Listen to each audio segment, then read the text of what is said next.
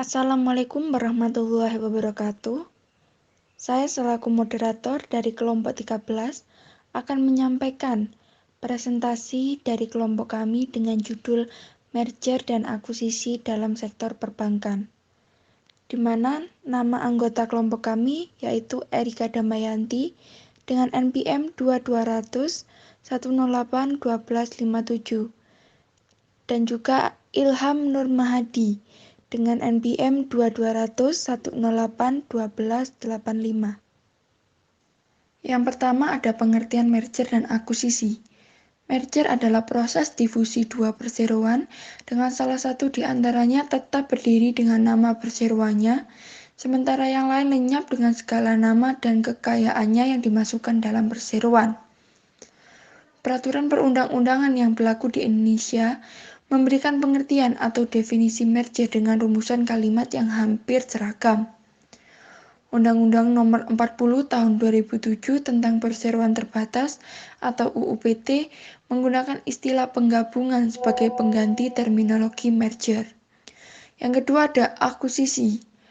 Akuisisi adalah pengambil alihan sebagian besar atau lebih dari 50% atau seluruh kepemilikan suatu bank. Akuisisi merupakan lembaga hukum yang dalam konteks Undang-Undang Nomor 40 Tahun 2007 tentang Perseroan Terbatas atau UU PT dikenal dengan istilah pengambil alihan, yaitu perbuatan hukum yang dilakukan oleh badan hukum atau orang perseorangan untuk mengambil alih saham perseroan yang mengakibatkan beralihnya pengendalian atas perseroan. Yang selanjutnya ada model-model merger. Merger horizontal adalah merger yang dilakukan oleh usaha sejenis atau usahanya sama, misalnya merger antara dua perusahaan roti. Selanjutnya merger vertikal adalah merger yang terjadi antara perusahaan-perusahaan yang saling berhubungan, misalnya dalam alur produksi yang berurutan. Yang selanjutnya konglomerat ialah merger antara berbagai perusahaan yang menghasilkan berbagai produk yang berbeda-beda dan tidak ada kaitannya. Misalnya perusahaan sepatu merger dengan perusahaan elektronik atau perusahaan mobil merger dengan perusahaan makanan. Yang selanjutnya ada model-model akuisisi. Yang pertama ada akuisisi berdasarkan cara yang ditempuh, yaitu ada akuisisi saham, yaitu akuisisi yang dilakukan dengan cara membeli saham suatu perusahaan oleh perusahaan yang lain. Selanjutnya ada akuisisi aset, yaitu akuisisi yang dilakukan dengan cara membeli aset dari suatu perusahaan aktiva atau pasiva perusahaan yang akan diakuisisi. Yang kedua ada akuisisi berdasarkan tujuannya, yaitu ada akuisisi finansial, yaitu akuisisi yang dilakukan dengan maksud yang untuk mendapatkan keuntungan finansial semata, sehingga yang diperuntukkan adalah untung dan rugi. Yang selanjutnya ada akuisisi strategis, yaitu akuisisi yang dilakukan dengan tujuan untuk memperoleh sinergi. Yang selanjutnya ada dasar hukum merger dan akuisisi. Dasar hukum merger. Penggabungan merupakan transaksi yang sah dan diperbolehkan menurut Undang-Undang Nomor 40 Tahun 2007 tentang Perseroan Terbatas. Yang kedua ada dasar hukum akuisisi. Regulasi yang menjadi dasar hukum bagi akuisisi yang dilakukan oleh PT Terbuka secara khusus berlaku Undang-Undang Nomor 8 Tahun 1995 tentang pasar modal dan keputusan Ketua Badan Pengawas Pasar Modal atau Bapepam. Merger dan akuisisi lintas negara. Lintas batas mencakup kegiatan yang berlangsung antara dua negara yang berbeda, seiring dengan berkelanjutan tren global atas konsolidasi industri. Berita mengenai merger dan akuisisi internasional. praktis merupakan kenyataan sehari-hari. Semakin banyak perusahaan ingin go global karena mereka menawarkan peluang besar yang mereka pilih yang relatif lebih murah bagi perusahaan untuk membangun dirinya sendiri secara internal. Oleh karena itu, dapat diisyaratkan bahwa perbatasan merger dan akuisisi lintas batas pada dasarnya adalah transaksi yang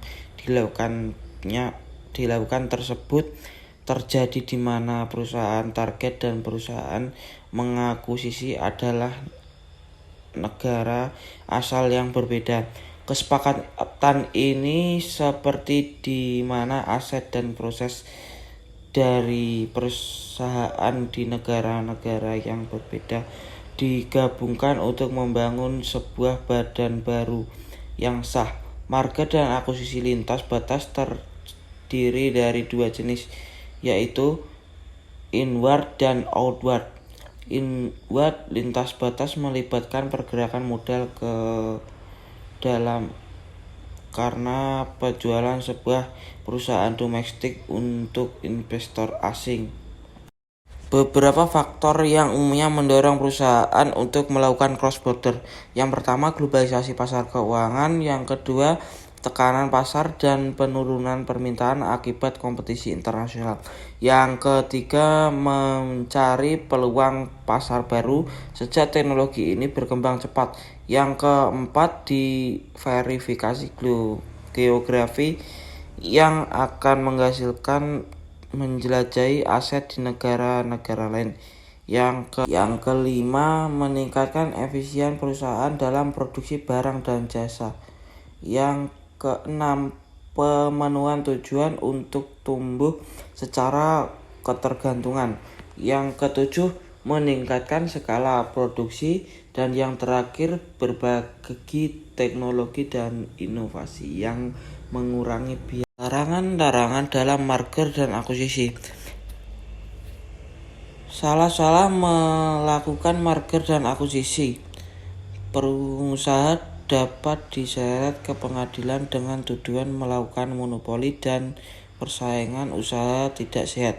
Apabila menurut Komisi Pengawas Persaingan Usaha atau KPPU, seorang pelaku usaha dapat dibuktikan melanggar peraturan mengenai monopoli dan persaingan usaha tidak sehat, maka pelaku usaha tersebut dapat dikenakan sanksi berupa sanksi administratif sehingga sanksi pidana. Berdasarkan pasal 2 PP 57 2010 dijelaskan bahwa yang pertama, pelaku usaha dilarang melakukan penggabungan beban usaha, peleburan badan usaha, dan pengambilan saham perusahaan lain yang dapat mengakibatkan terjadinya praktik monopoli dan atau persaingan usaha tidak sehat. Yang kedua, praktik monopoli atau persaingan usaha tidak sehat terjadi jika badan usaha hasil penggabungan peleburan atau pelaku usaha yang melakukan pengambilan perusahaan lain diduga melakukan yang pertama, perjanjian yang dilarang seperti praktik oligopoli, penerapan harga, pembagian wilayah, pemboikotan, kartel, terus praktik oligopsoni, integrasi vertikal, perjanjian tertutup. Yang kedua, kegiatan yang dilarang seperti praktik monopoli, praktik monoposoni, penguasaan pasar, persenggotan. Yang terakhir, penyalahgunaan posisi dominan, yaitu keadaan di mana pelaku usaha tidak mempunyai pesaing yang berarti di pasar bersangkutan dalam kaitan dengan pasar yang dikuasai, atau pelaku usaha mempunyai posisi ketinggian di antara pesaing di pasar bersangkutan dalam kaitan dengan kemampuan keuangan, kemampuan akses pada pasukan atau penjualan, serta kemampuan untuk menyesuaikan pasukan atau permintaan barang dan jasa tertentu. Peraturan Pemerintah Republik Indonesia Nomor 28 Tahun 1999 tentang marker konsolidasi dan akuisisi bank. Pasal 1 dalam peraturan pemerintah ini yang dimaksud dengan yang pertama, bank adalah bank umum sebagai mana dimaksud dengan Undang-Undang Nomor 7 Tahun 1992 tentang perbankan sebagaimana telah diubah dengan Undang-Undang Nomor 10 Tahun 1998. Yang kedua, marker adalah penggabungan dari dua bank atau lebih dengan cara menetapkan berdirinya salah satu bank dan membubarkan bank-bank lain tanpa melikuidasi dahulu. Yang ketiga, konsolidasi adalah penggabungan dari dua bank atau lebih dengan cara mendidik bank baru dan membubarkan bank-bank tersebut tanpa melikuidasi terlebih dahulu. Yang keempat, akuisisi adalah pengambilan kepemimpinan atau suatu bank yang mengakibatkan beralihnya pengendalian terhadap bank. Yang kelima, pengendalian adalah kemampuan untuk menentukan baik secara langsung maupun tidak langsung dengan cara apapun pengelolaan dan atau kebijakan bank. Yang keenam, saham bank adalah bukti penyetoran modal atas nama pemegang bank yang terbentuk perseroan terbatas atau bentuk lain yang disamakan dengan saham bagi bank yang terbentuk badan hukum lainnya. Pasal 2. Pemegang saham bank yang melakukan merger atau konsolidasi menjadi pemegang saham bank hasil merger atau bank hasil konsolidasi. Yang kedua, aktiva dan pasifa bank yang melakukan merger atau konsolidasi beralih karena hukum terhadap bank hasil merger atau bank hasil konsolidasi. Pasal 3, merger, konsolidasi, dan akuisisi bank dapat dilakukan atas A. Inisiatif bank yang bersangkutan, B. Permintaan Bank Indonesia, C. Inisiatif badan khusus yang bersifat sementara dalam rangka penjelasan penyihatan perbankan. Baik, sekian, terima kasih presentasi pada kelompok 13. Apabila ada kurang lebihnya mohon maaf. Wabillahi taufik wal hidayah. Assalamualaikum warahmatullahi wabarakatuh.